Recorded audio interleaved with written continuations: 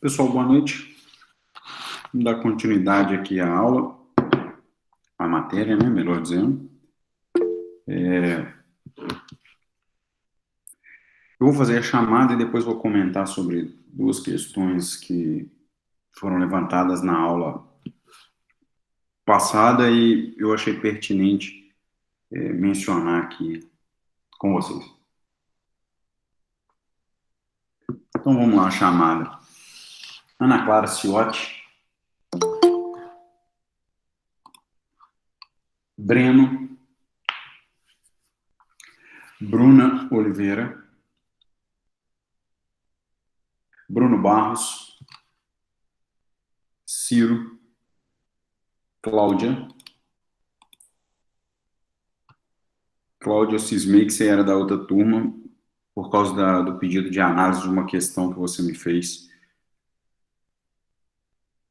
E aí eu cismei. Dirceu, até eu descobrir que era do sexto A e não do sexto B, se foram vários minutos. Dirceu, Franciele, Gabriel Rodrigues, Gabriele, Igor Martins, Jaqueline Dias, Jomara, Kaique, Karen,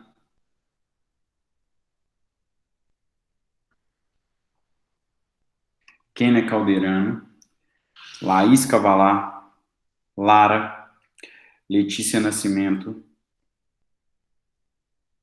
Lohane, Luiz Gustavo, Márcio, meu querido aluno, Marcos Paulo, Maria Júlia, Mariana,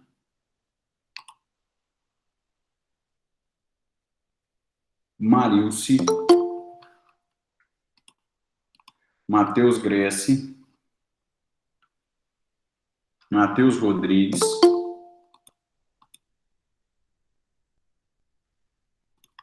Michele,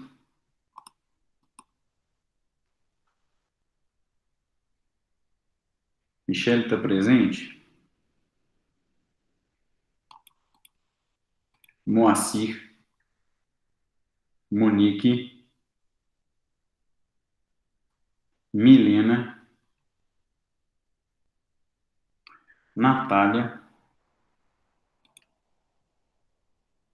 Robert, Ronaldo, Sávio Lopes, Stephanie e o Alisson.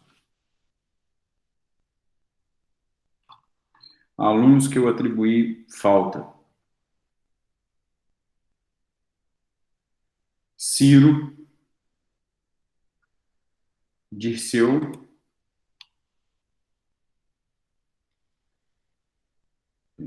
Gabriel Rodrigues,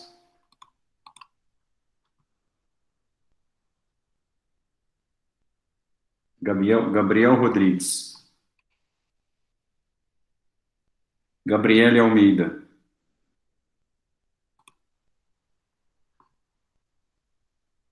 Marcos Paulo, Maria Júlia,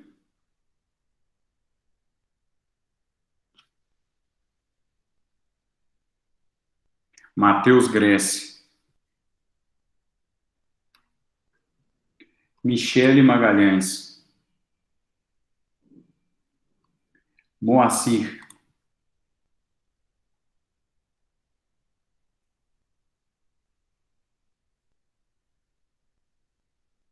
Ronaldo Fidelis.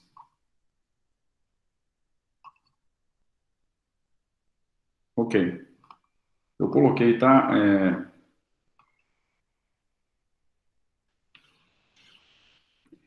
Eu coloquei Moacir, coloquei Gabriel. Já? É só mesmo para eu verificar.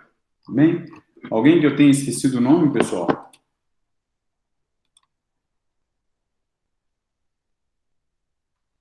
Não, né? Então vamos lá. Bom, o que eu tenho para comentar com vocês é o seguinte: nós temos uma questão anulada no exame remoto 3, uma questão em que o gabarito consta como sendo a resposta correta agravo de instrumento, sendo que, na verdade, a resposta correta é exceção de pré-executividade. E nós temos também isso no exame remoto 3, e na atividade remota 4, uma outra questão que deve ser anulada, ok? Então, provavelmente eu vou corrigir essas duas notas, dessas duas questões, e eu acho que uma delas é a que a Cláudia me perguntou, né, Cláudia? Eu fiquei de analisar aqui na aula, que seria a resposta compatível era exceção de pré-executividade, o próprio comentário da questão disponível no sistema AVA tratava como exceção de pré-executividade, respondia como exceção de pré-executividade. Por algum motivo, na hora de lançar, de clicar qual era a letra correta, eu cliquei na letra errada, ou alguém clicou na letra errada, e marcou agravo no instrumento, mas a questão era exceção de pré-executividade. Então, nós temos aí duas questões a serem atribuídos o ponto para todos os alunos. A outra situação é se vocês tiveram acesso à listagem de exercícios semanais que eu disponibilizei no SIGA com a nomenclatura lista de exercícios, ok? Se você teve acesso e me mandou um e-mail, eu já comecei a responder alguns e-mails de alguns pedidos de conferência, né? O aluno entregou e por algum motivo eu não lancei a nota, ou o aluno tem alguma dúvida, enfim, eu vou respondendo ao longo da semana e lançando as notas. No mais, não deixe de acessar lá. Outra coisa relevante é que toda vez eu olho o relatório das minhas aulas assíncronas, e eu deixei uma aula assíncrona, a mesma aula para a turma A e para a turma B, semana passada, para sexta-feira, e nós tivemos menos de 10 visualizações da aula. Tirando a minha visualização para ver o arquivo, se eu tirar uma visualização, praticamente somado as duas turmas, a gente teria mais de 80 alunos, nós tivemos menos, nem 10% dos alunos visualizaram a aula. Então, eu reitero a necessidade, é uma aula de 20 minutos, se não me engano, e essa aula é a metade de um episódio de uma série do Netflix, enfim. Nada que vai consumir o seu tempo, apesar de eu ter a consciência de que um seriado é entretenimento, muito longe do que seria a aula de processo civil, execuções na faculdade. Ok? Então, são esses os pontos. Então, eu peço a vocês que vejam a aula. A aula é sobre suspensão da execução. Vocês precisam assistir. Jomara, eu não compreendi o que relatório que é. O relatório dos... Desculpa, o relatório... Isso. Ah, não, porque está Jomara Costa, achei. Tá aqui, desculpa, tá certinho. Procurei meu nome grande e já está resumido. Valeu. Falou. Tudo bem, pessoal? Então, era isso que eu queria mencionar com vocês. Não, eu faço questão que vocês assistam a aula, é uma aula pequena, mas é uma aula extremamente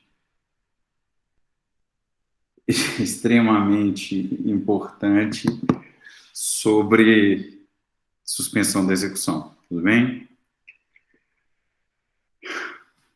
Bom, eu não vou nem fazer comentários. Lara, deixa eu ver a Lara aqui. A Lara está logada, eu sei que ela está, e assistindo a aula, eu sei que ela está. Mas tudo bem, Lara, tudo bem. Eu fiquei no escritório com 3 castanhas para comer. Mas, enfim. Vamos dar seguimento. Pessoal, nas minhas anotações, e eu separo esse material e essa aula de hoje para romper alguns pontos que o acadêmico de direito tem e que esses pontos, esses dogmas, se arrastam ao longo da formação profissional do acadêmico de direito. Então, nas minhas anotações, Michele e Luiz Gustavo, ao final da aula, eu faço as devidas anotações aqui para a presença. Tudo bem? Eu vi que vocês ingressaram posteriormente, tá? Não há problema nenhum. Luiz Gustavo e fugiu o nome da outra. Michele. Joia? Bom, como eu havia dito a vocês, isso é importante. Stephanie eu não tinha visto. Ao final da aula eu lanço presença para vocês. Tá ok? Como eu havia dito, isso é importante para a gente romper alguns dogmas. E eu vou pedir a Cláudia, já que é o nome que eu mais falei durante a aula passada, a aula anterior, da turma anterior, dialogando como se a Cláudia estivesse assistindo a aula e falando que ela me perguntou da questão, até que uma pessoa, a Camila, que é a líder da sala, disse que a Cláudia não era daquela turma. Muito interessante. Então, aproveitando que eu já venho falando o nome da Cláudia, eu vou pedir a Cláudia que coloque para mim, se ela tiver, se for possível. E antes eu quero fazer uma pergunta. Ô Kaique, eu tô vendo as bolotinhas com as fotos da pessoa. A foto sua é do Celso Russomano? Kaique tá aí? Não tem motivo. É só para eu saber se a foto é do Celso Russomano mesmo. Não, beleza.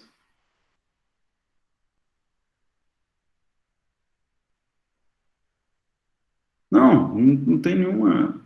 É porque eu tô olhando, que aparece a foto de todo mundo, eu olhei e falei, a foto do Celso Russomano. Então, porque teve uma semana que ele estava com a foto do TJ. Aí eu tô olhando aqui, eu passei o mouse aqui e vi Kaique. Não, tranquilo, beleza. Em homenagem ao Celso Russomano, hoje nós recebemos aqui no escritório a revista, estava na mesa do meu irmão, eu não tinha visto, a revista da ASP, né, sobre os 30 anos do Código de Defesa do Consumidor.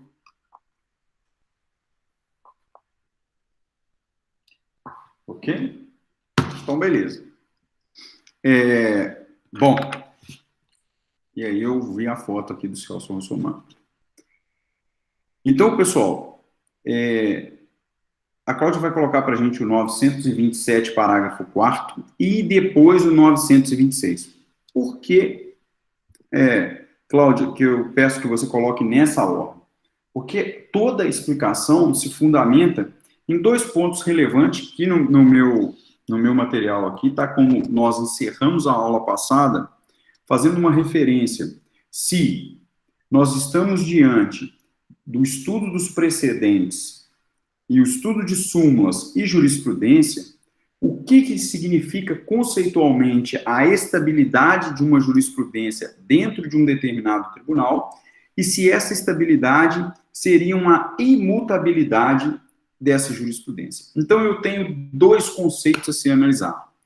A estabilidade de uma jurisprudência dentro de um determinado tribunal, dentro de um colegiado, e a imutabilidade dessa jurisprudência, ok? Então, vejam se foi esse realmente o ponto que eu parei com a aula, para que a gente possa dar continuidade. Nas minhas anotações, são esses os pontos que eu parei aqui, ok?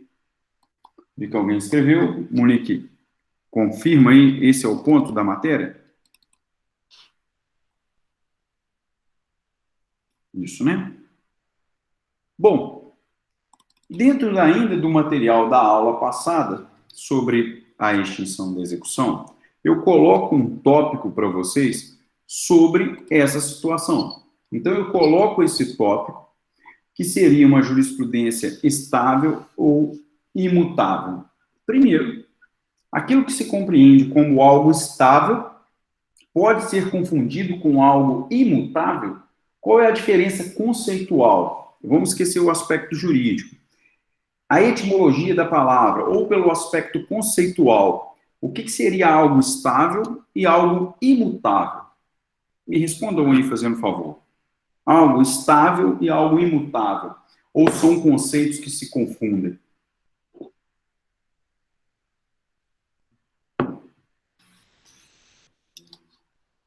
Aguardo respostas.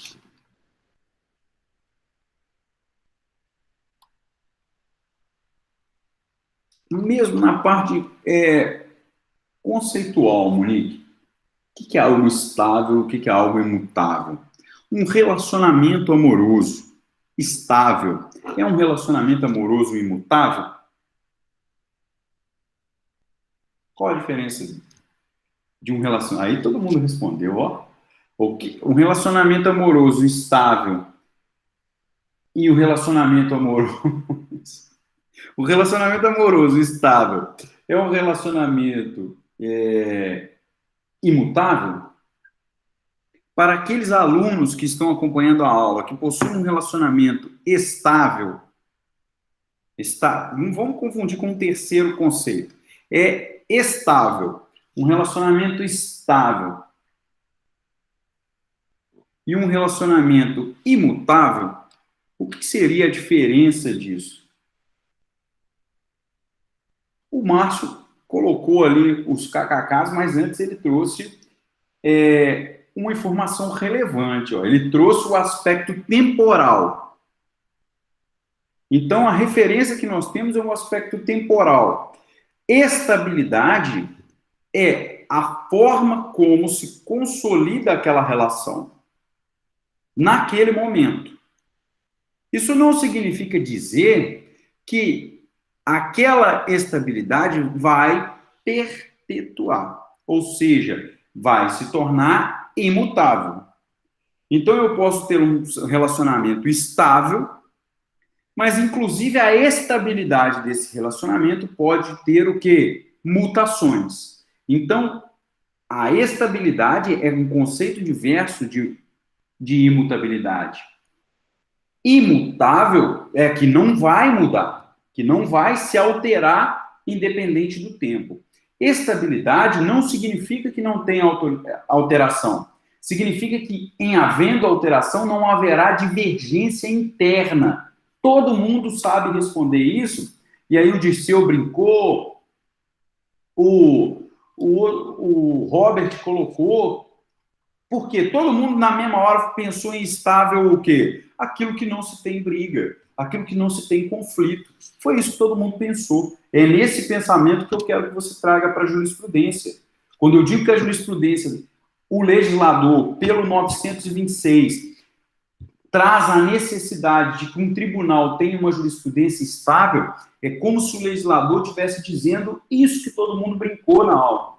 Ora, a jurisprudência interna do colegiado tem que se manter estabilizada, o que não significa imutabilidade. Por quê? Uma vez que não há conflito dessa jurisprudência internamente ao tribunal, não significa que esse tribunal tenha o quê? A obrigação de perpetuar essa jurisprudência. Não, ela pode sofrer mutações ao longo do tempo. O que não pode ocorrer é divergências, porque a divergência gera, segundo a doutrina, a palavra insegurança jurídica, o caos, em que você tem para cada processo um posicionamento diverso daquele órgão colegiado. Então, sempre tem uma referência da estabilidade jurisprudencial. Nós podemos acompanhar isso muito bem do ano de 2016 para cá, quando se fala de prisão em segunda instância. E aí eu não vou entrar muito na discussão se o que está em jogo é uma prisão automática ou se está em jogo é uma prisão com fundamentos discricionários adequados ao caso concreto. E se a nossa legislação já permite isso, mas o que a gente pode perceber é que houve uma alteração da nossa sociedade pelo aspecto punitivista. Então, a gente vem migrando, uma migração social, que, óbvio, todos vocês já têm conhecimento, estão numa fase do meio para o final da formação profissional, o judiciário não fica onipresente a isso, ou não fica descolado disso, ele também tem as suas alterações com base nas alterações sociais. Então, a jurisprudência era consolidada, depois a jurisprudência mudou, e aquele tribunal, através de um julgamento do pleno, pôde pacificar uma jurisprudência, estabilizar uma jurisprudência sobre a questão da prisão em segunda instância, e num determinado momento houve uma mutação, mas não houve uma perda de estabilidade da jurisprudência. Ok? Ficou claro dessa parte conceitual? E a Cláudia coloca para mim os dois artigos, por gentileza, 927 caput primeiro, depois 926. Ficou claro isso, pessoal? Ok? Perfeito. Pronto. Aqui você tem o 927, parágrafo 4º, que diz o seguinte: os juízes e os tribunais observarão. Vejam que 927, que a Cláudia colocou aqui para nós, ele está com seus incisos transcritos no material. E aí eu coloco para vocês aqui o inciso que eu fiz questão de grifar, ainda no material da aula passada. Deixa eu só abrir aqui, extinção da execução. Vai abrir para vocês aí esse material.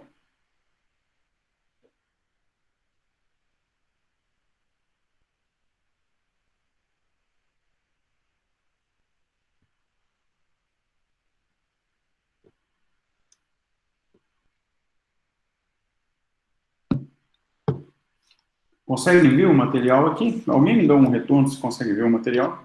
Porque em outros momentos ficou pequenininho.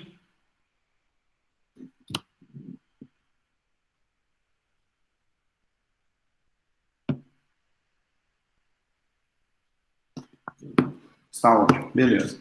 Bom, veja que eu coloquei aqui para vocês os incisos. Espera que eu esbarrei aqui. Eu coloquei para vocês os incisos, que é uma determinação. Os juízes prestem bastante atenção no verbo. E prestem bastante atenção como que o legislador traz uma regra a ser seguida por juízes e os tribunais. Juízes e tribunais observarão. Ora, a imposição é observarão. Devem observar tem uma outra conotação. Então, esse é o primeiro ponto que eu queria levantar para vocês. Aqui está dizendo uma sequência de que os juízes devem observar. Outro ponto que eu quero fazer um link é que o nosso sistema tem dois controles de constitucionalidade e nós não podemos esquecer. Nós temos o controle concentrado de constitucionalidade, e vocês estudam o controle concentrado lá nas ações constitucionais, se não me engano, pela ementa do curso, não me lembro se é o professor Marcelo Maranhão ou o professor Buda. Vocês têm essa referência lá, e lá vocês têm as ações, as ADPF, as ações declaratórias de inconstitucionalidade, inclusive nós estudamos a questão da modulação temporal nas ações declaratórias de inconstitucionalidade.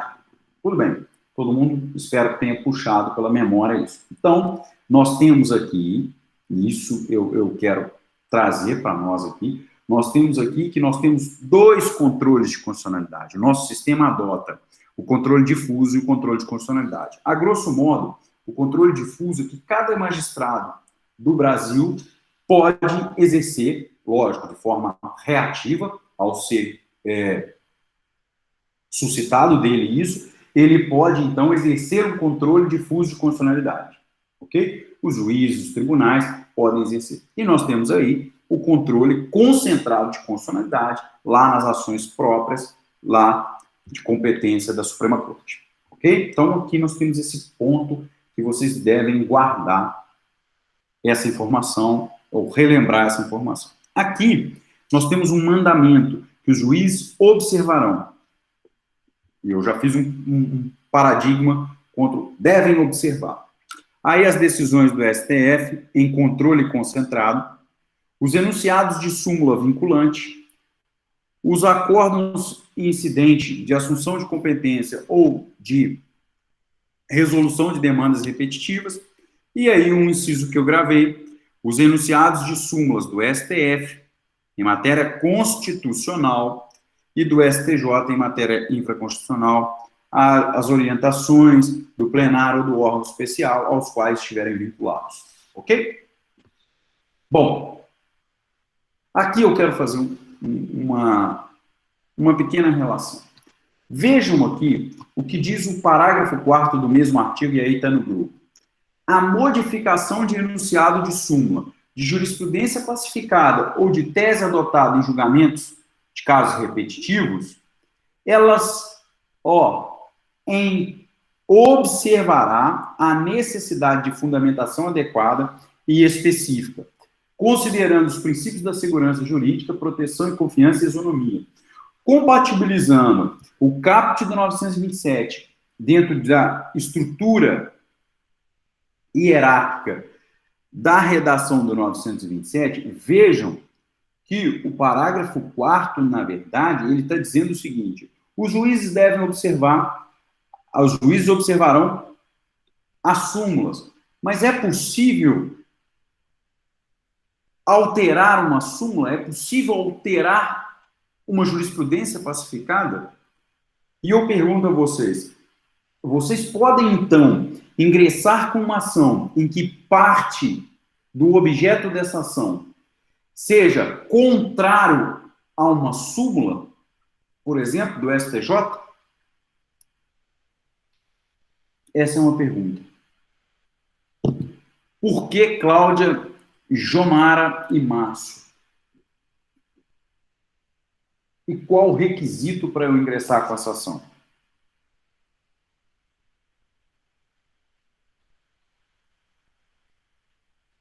Aguardo a resposta de vocês. Vamos lá?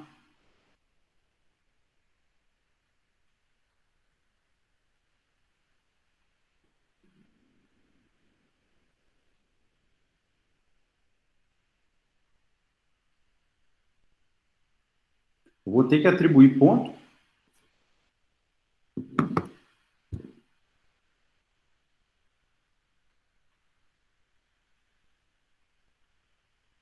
Senhores, vamos lá. Vou pegar meu caderninho para anotar o nome de quem está respondendo.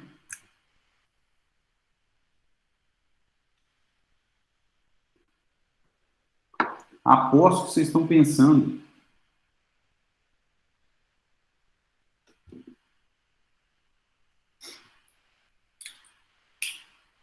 Qual o fundamento que eu possa utilizar para ingressar com ação em que parte do objeto é contrário à súmula?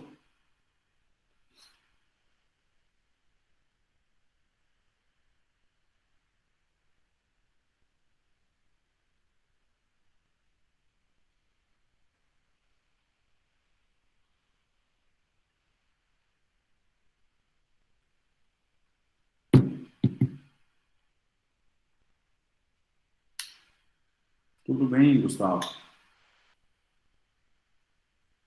Jomara, concordo em partes.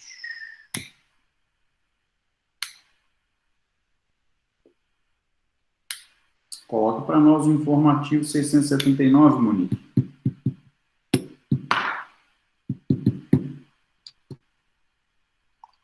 Óbvio, na parte em que ele tem relação.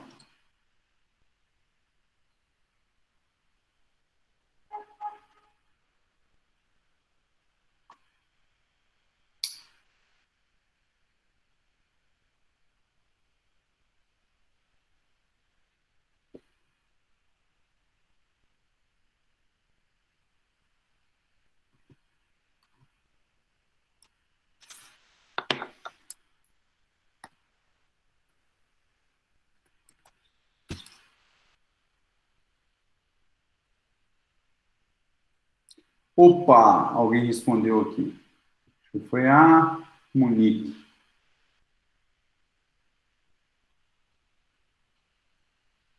As súmulas são... Você pode questionar a súmula, sim, Lara. E aí eu pego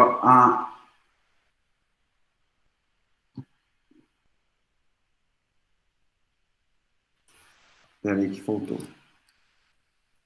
Eu pego a resposta da Monique. Olha o que a Monique está dizendo para a gente. Você pode, sim. Mas você deve mostrar que a matéria está superada, ou que existe a distinção fática entre a súmula e o processo. E aí, coloque para mim, Cláudio 489, parágrafo 1º, inciso 6º. E aí eu quero que vocês anotem isso, porque isso não está no material e você precisa entender isso. Vejam o que diz aqui em cima, ó, o que diz o que a Cláudia colocou para nós, o artigo 926, parágrafo 2º.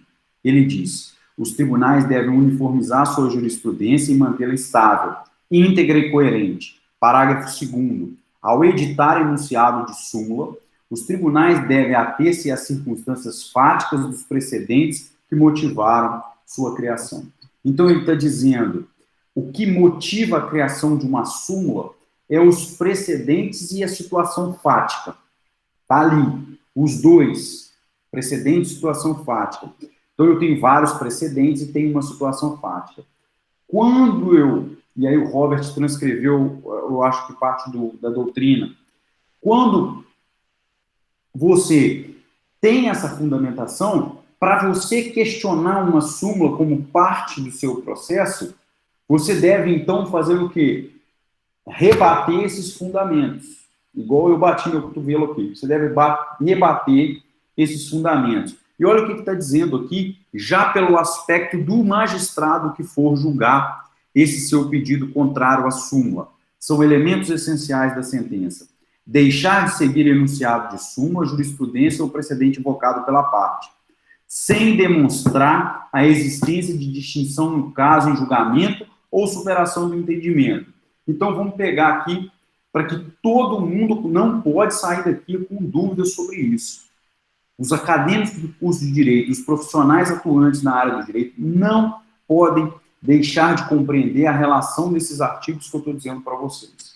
Porque senão vocês vão ficar engessados, se é que vocês me compreendem com a atuação de vocês. Então, vamos lá.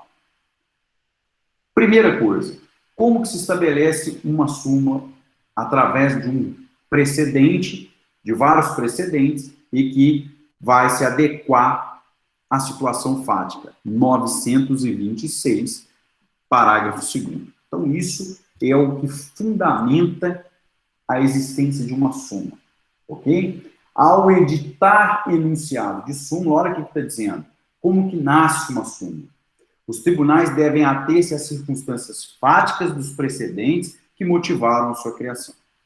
Ok? Então, surgiu. Está aqui a súmula. Lindas? Está aqui a súmula. Surgiu a súmula. Bom, o 927, parágrafo 4º, está dizendo sobre a mutação, a mudança de enunciado de súmula. Essa é a segunda informação que você vai pôr no seu resumo. Para que você mude uma súmula, é necessário uma fundamentação adequada e específica. Então, você tem que fundamentar essa mudança. E para você desafiar, questionar uma súmula, você deve, então, trazer o quê? Uma distinção da situação fática que gerou aquela edição da súmula ou a superação da matéria. E aí, o magistrado, se deparando com esse questionamento da parte, deve fazer o que, então? Ele deve fundamentar a sua sentença, alegando que o invocado pela parte realmente superou a matéria tratada na súmula ou a existência de distinção fática. Então, se você invocar isso como parte, obrigatoriamente o magistrado tem que apreciar. E se o magistrado considerar superada a matéria ou distinção daquela súmula, aí ele pode afastar a súmula ou deixar de aplicar.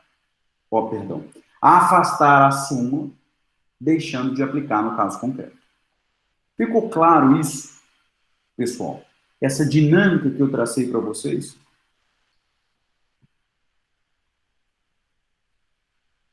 Boa, Monique, tá certo. Justo.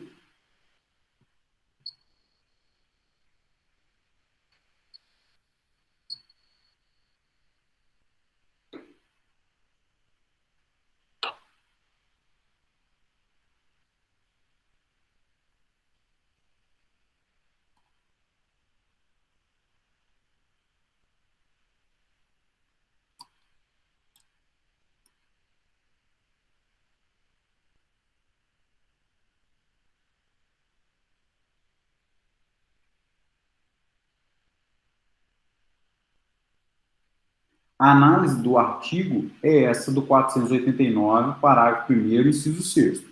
A análise que você faz é contrário senso à sua pergunta. Olha o que o 489 diz para a gente, Márcio. São elementos essenciais da sentença. Então, ele traz lá os elementos.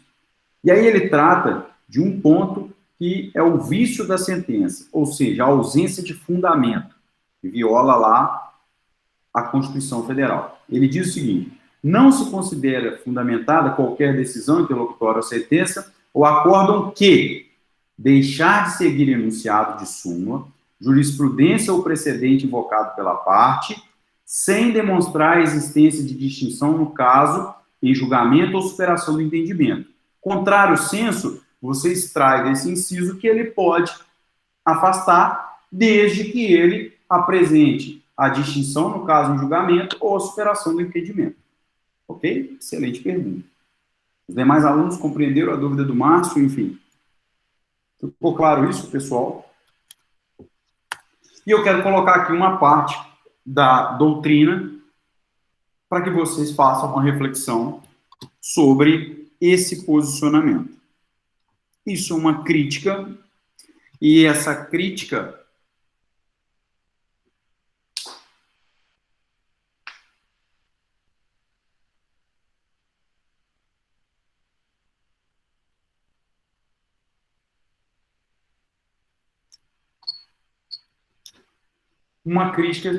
e aí eu peço licença para fazer a leitura, uma crítica interessante. Se é verdade que o desrespeito pelos juízos inferiores de entendimento já consolidados pelos tribunais gera quebra da isonomia e a insegurança jurídica, tornando o processo uma verdadeira loteria jurídica, ainda mais grave é a instabilidade presente nos próprios tribunais, quando ao respeito da sua própria jurisprudência. Ademais, quando os tribunais não respeitam a sua própria jurisprudência, ou seja, quando desrespeitam os seus entendimentos majoritários, os órgãos, parece que faltou um pedaço, né?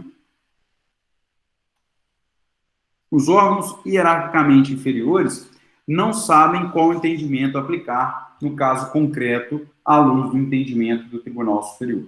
Isso aqui é uma crítica quanto à ausência de imutabilidade? Não. Isso aqui que está dizendo na doutrina, que está no material de vocês, é uma crítica quanto à ausência de estabilidade.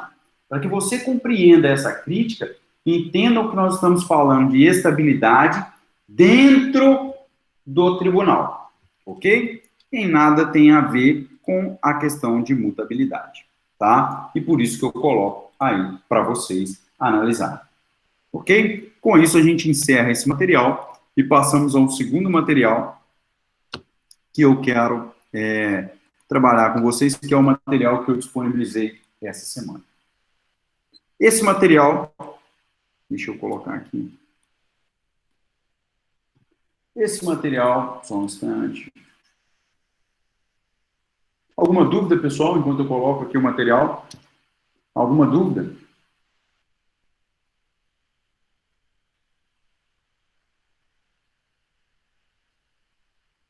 Tranquilo? Dúvidas? Dúvidas? Não deixem de fazer as anotações, não deixem de assistir a aula assíncrona que eu coloquei lá.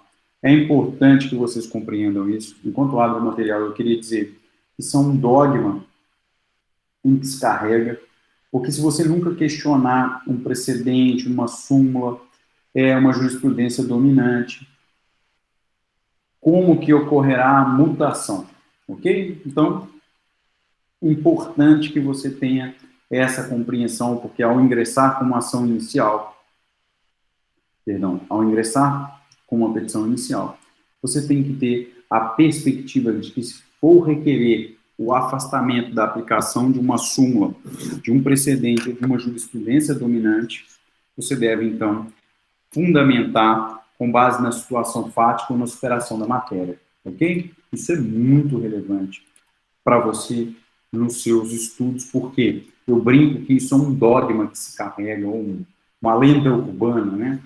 Muitos vão fazer estágio, vão trabalhar, e fica aquela reprodução de súmula em jurisprudência, eu vou copiar a súmula em jurisprudência. Se ela for favorável à sua tese, excelente, está lá um precedente, tem força, e etc, etc, etc. Agora, se você precisar emplacar uma tese contrária, que faça a fundamentação de superação da matéria, de distinção quanto ao caso fático, enfim, que você tenha essa percepção, ok? É importante que vocês saibam isso, para que a gente não fique só reproduzindo modelo do Google e adequação de modelo do Google, ok? Então, por isso eu acho importante essa aula hoje. E foi isso que eu disse a vocês, tá bem? Bom, eu acho que vocês já estão vendo o material aí, não é isso? Alguém me responde se está vendo o material? Não está vendo? Ah, sim, está vendo o material, né? Bom, esse é um material que eu separei para vocês. Vocês vão perceber que a formatação dele é uma formatação mais simples, porque eu coloquei numa caixa, numa tabela aqui, exatamente a cópia da doutrina. Ctrl+C, Ctrl+V. O que eu fiz? Eu peguei o livro em PDF, copiei essa parte, coloquei nessa caixinha, com o nome aqui de doutrina. Vocês vão perceber que tem até uma referência de capítulo. Por que eu fiz isso? Porque eu quero que vocês façam uma leitura dessa parte da doutrina.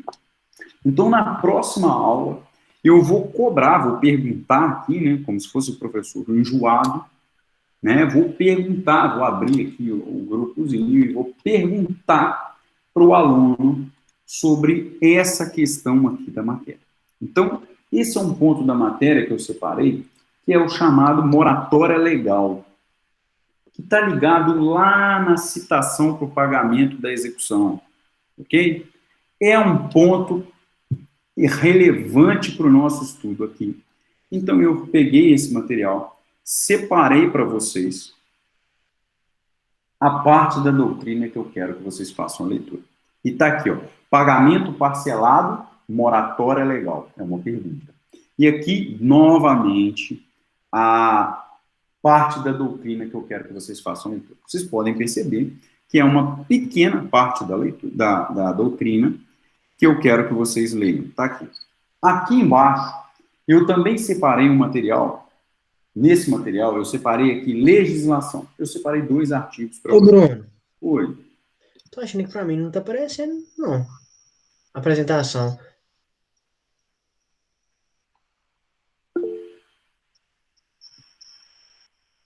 Eu tenho que... Para mim tá lá naquele outro material ainda, naquele do artigo 926. Uai. Eu tô igual o bobo da corte aqui, fazendo negócio. Todo mundo tá caladinho, velho. Será que é só para mim que não tá aparecendo? Eu vou tentar repor. Eu parei aqui. Agora sim, agora saiu, tá? Você parou de apresentar, parece que... Se não me avisarem, eu vou falando igual papagaio aqui. Já falo rápido. Agora sim. Ah, tá. Obrigado, Moacir. Se não me falar, eu vou mandando ver. Se quiser dar ponto também, eu aceito, tô precisando, viu?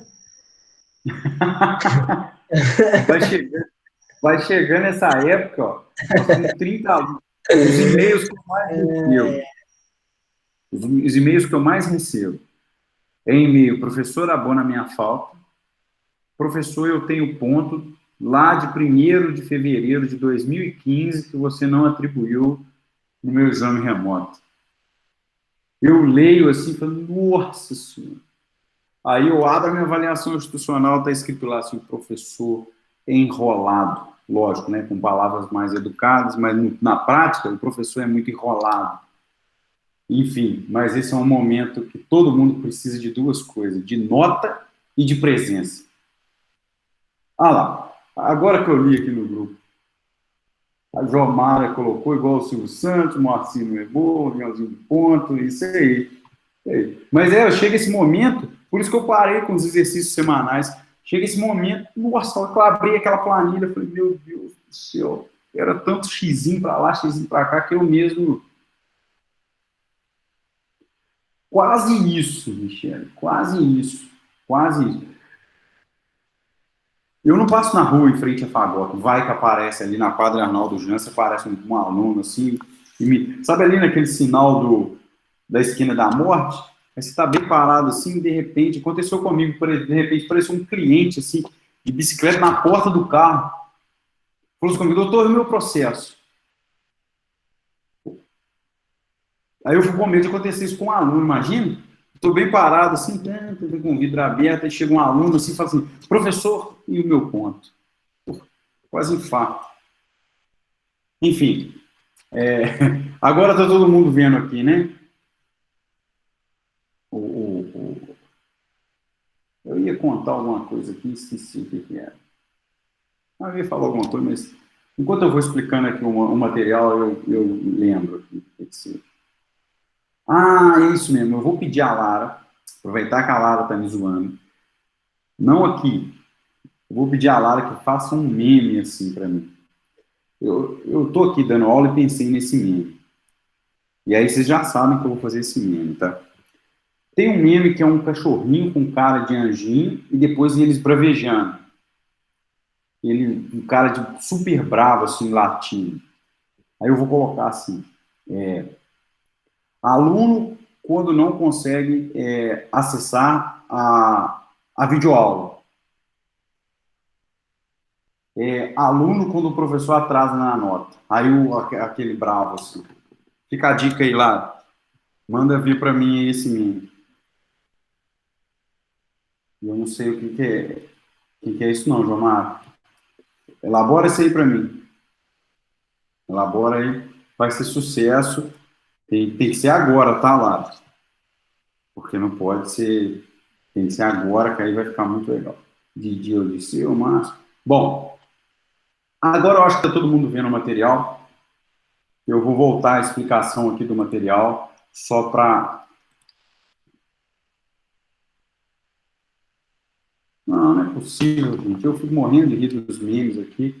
Mas eu vou pegar a imagem. Depois eu mostro. Tem uma outra aluna que eu queria ver um negócio aqui, que eu falo que eu faço fofoca de aluno. Deixa eu ver aqui. Laís, eu vi uma foto da Laís no Pilates, no Instagram. Se eu fizer aquela posição, eu tenho que sair de cadeira de roda do Pilates, hein, Laís? Nossa Senhora! Ela tava igual um birimbau, assim, invertido, assim, ó. Que doideira! Eu lembrei disso. Não é farpas, não. É engraçado. Eu olhei e falei, nossa, gente do céu. Porque eu tenho problema de coluna. É por isso que eu tô falando isso. Eu tenho sério problema de coluna. Se eu fizer uma parada dessa, eu tô morto. Eu vi isso também. Tem mais. Eu vou começar a anotar aqui. Deixa eu ver. Tem mais aluno que eu vi no Instagram aqui, ó. O Márcio diminuiu as fotos do pedal, põe lá pedal a 100 km. Você vai de carro, né, Márcio? Depois você tira a bicicleta do carro, tira a foto e volta de carro, né? Porque não é possível. Tem uma foto sua lá na serra de não sei aonde. Eu falei, não vai, Márcio. 70 km tá chegando em Juiz de Fora, Márcio. Faz comigo, não. 70 km é muito. Até daqui em Tocantins vai. Não. Pedal, eu olhei, eu conheço a igrejinha que ele tirou uma foto.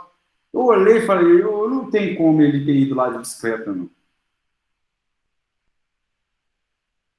Bom, vamos concentrar aqui, Tem mais, eu vou lembrar de mais nome aqui de aluno que eu fico de olho. Tem mais. Eu vou lembrar aqui mais. Depois eu olho a lista aqui e vou lembrar mais. A Stephanie, agora eu vi aqui, a Stephanie não dorme, porque ela coloca na academia 5 horas da manhã. Digo, se eu tiver que acordar 5 horas da manhã para ir para academia, nossa senhora. Aí está, viu? A Stephanie, eu guardo. Olhei, ela colocou assim, na hora que ela coloca a frase assim, tá pago. Cara, eu me sinto deprimido. Porque, tipo assim, aí eu olho, vou olhar o horário há 2 horas, são 8 horas da manhã ainda, tá pago. Eu falo, essa menina guardou essa foto e tá colocando, não é possível. Bom, eram os alunos que eu lembrava aqui das imagens do Instagram. Mas, de qualquer forma, vamos lá. Mas isso é sério, eu lembrei agora da Stephanie. Cara, tipo assim, 5h30 da manhã.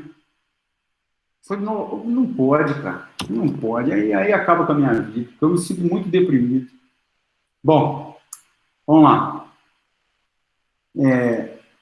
Como eu estava dizendo para vocês, o material está passando aqui, eu coloquei parte da doutrina, agora eu estou vendo aqui na caixinha,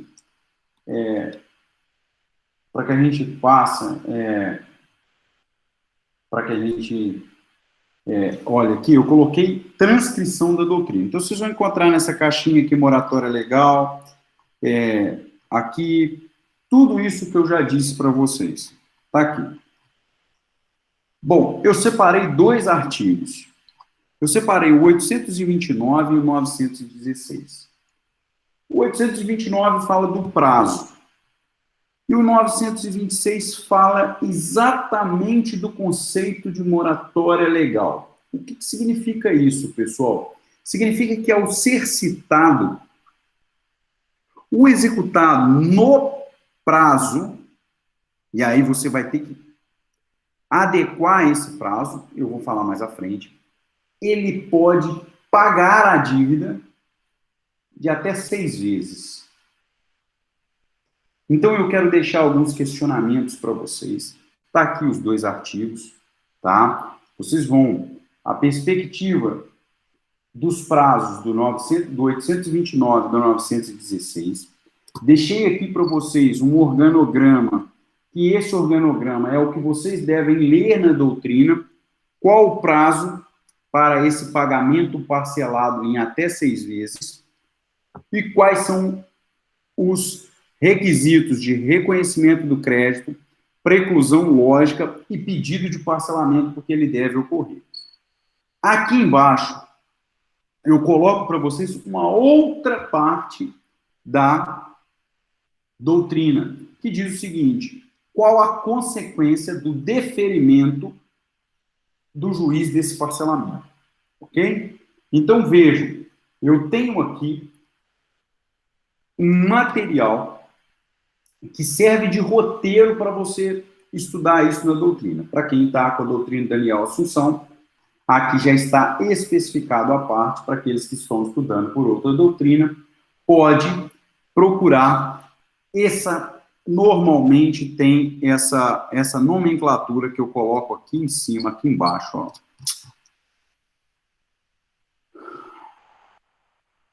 Pagamento parcelado. Então, nós estamos diante de uma citação para o pagamento de quantia certa e ele é citado para pagar. Ok?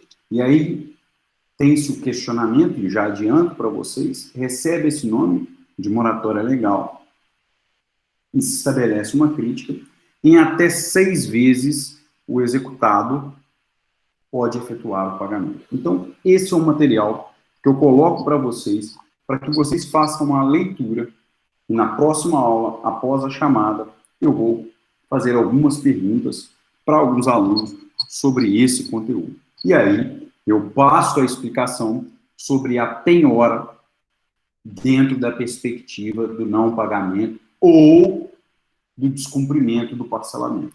Ok? Ficou alguma dúvida quanto à explicação desse material, pessoal?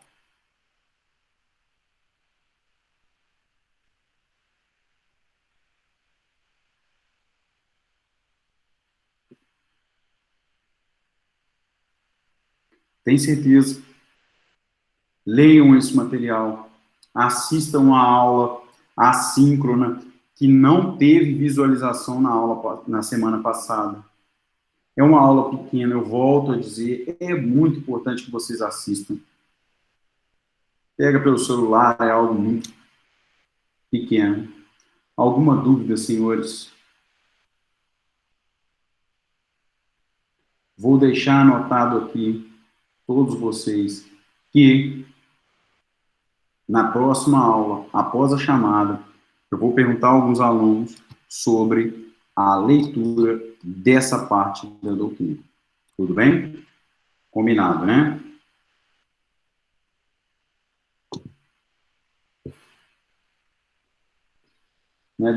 Tá. Combinado é assim, travo o dedinho. Tudo bem? Pessoal, a nossa matéria, só para dar alguns esclarecimentos, a nossa matéria está dentro do cronograma, está com prazo seguindo exatamente o cronograma desse conteúdo, se comparado aos outros semestres que eu lecionei essa matéria.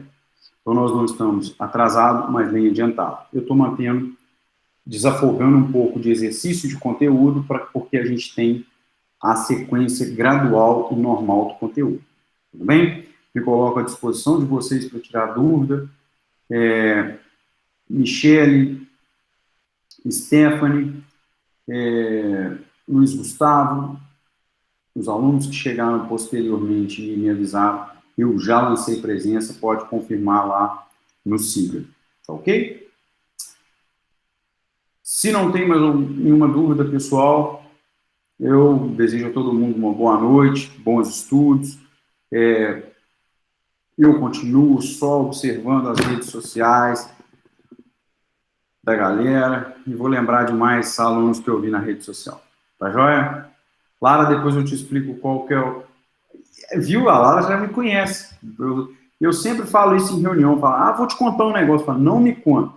Porque se me contar, eu vou contar para todo mundo. Então eu prefiro não ouvir. Não é que eu adoro fofoca, é que eu passo tudo para frente. Me contou, eu conto na hora para todo mundo. Lógico, né? Coisas de aula. Eu conto mesmo. Tá joia? Isso aí, Cláudia. Vamos ser amigos. Tchau, pessoal. Uma boa... Exatamente. Eu nem consigo guardar dinheiro, Lara. Nem se eu quisesse, com tanta... Enfim, não vou nem falar. Boa noite, João Mara. Tchau para todo mundo. Até mais. Não deixem de sair da aula aqueles alunos que só logaram, porque depois a aula fica registrada com 8 horas porque alguém deixou de sair da aula. Alguém avisa no grupo para mim que tem aluno que tem que sair do link, senão a aula vai ficar até de madrugada. Eu vou até esperar aqui alguns minutinhos. Eu vou começar a remover aqui, ó. Aquele abraço, tchau.